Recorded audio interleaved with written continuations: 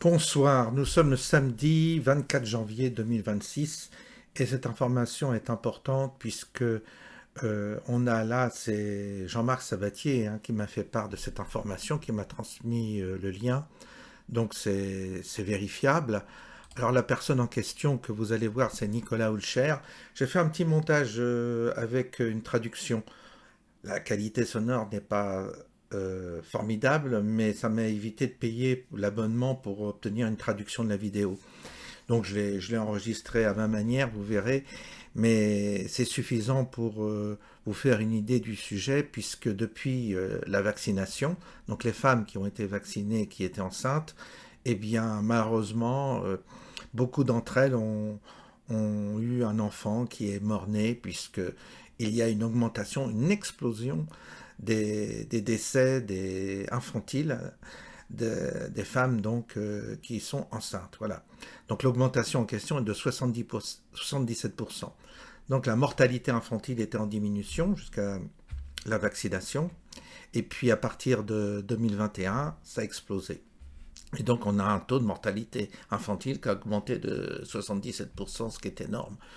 Je vous ai mis tout ça en description, vous verrez.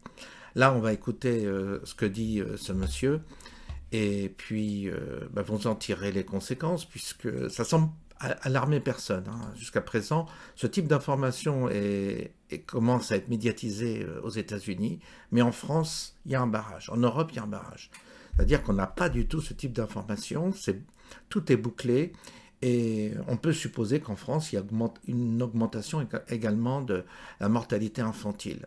Mais pour l'instant, on n'a pas les chiffres, qui sont, en tous les cas, on fait tout pour ne pas publier ce type d'informations pour ne pas affoler les gens. Mais il faut savoir que les femmes enceintes qui ont été vaccinées contre le Covid, l'ARN messager, eh bien, sont susceptibles, évidemment, de faire partie de ces victimes malheureuses. On va écouter. Pendant 30 ans, la mortalité infantile a diminué, n'est-ce pas? Pendant 30 ans, avant 2021, courbe stable. Vous le verrez dans les données des CDC. En 2021, peu après la prise massive de vaccins à ARNM chez les femmes en âge de procréer, nous observons un point d'inflexion statistiquement significatif. Ce que cela signifie, c'est que tout à coup, la courbe descend et puis le point d'inflexion juste après les injections, boum, elle remonte brusquement. Et elle n'est pas redescendue depuis, n'est-ce pas? Donc ce qui se passe maintenant, c'est que les nourrissons, les bébés âgés de 0 à 4 ans, meurent à un excès de 77%, même en 2025. Donc 77% de bébés de plus meurent que normalement. Nous avons dépassé les campagnes de vaccination massive à l'ARNM. Ce qui semble se passer, c'est qu'il y a peut-être une intégration génomique de ce matériel génétique provenant des injections, se transférant possiblement aux descendants. Donc cela ne semble pas bon. C'est le premier signal qui semble être détecté. Et donc maintenant, c'est quelque chose dans lequel nous devons vraiment nous plonger pour voir l'ampleur de ces dommages transgénérationnels. Voilà. Et je peux vous assurer que pour en avoir parlé à Jean-Marc Sabatier, il vous expliquera également quel est le processus qui fait qu'il y a une mortalité infantile qui découle de cette vaccination. Parce que l'ARN messager, eh bien, il vous expliquera que une femme vaccinée, déjà une femme enceinte, c'est une aberration, parce que le côté délétère, eh bien, évidemment, va atteindre l'enfant puisque ça pénètre le placenta. Donc vous avez vraiment là un sujet très important, vous pouvez vérifier.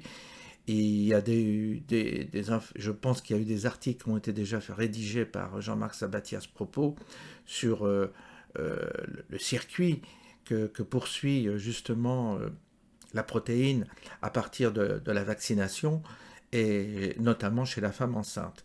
Donc nous sommes vraiment face à un souci, et en France, ça devient très très compliqué de médiatiser cette information qui, à mon avis, est explosive.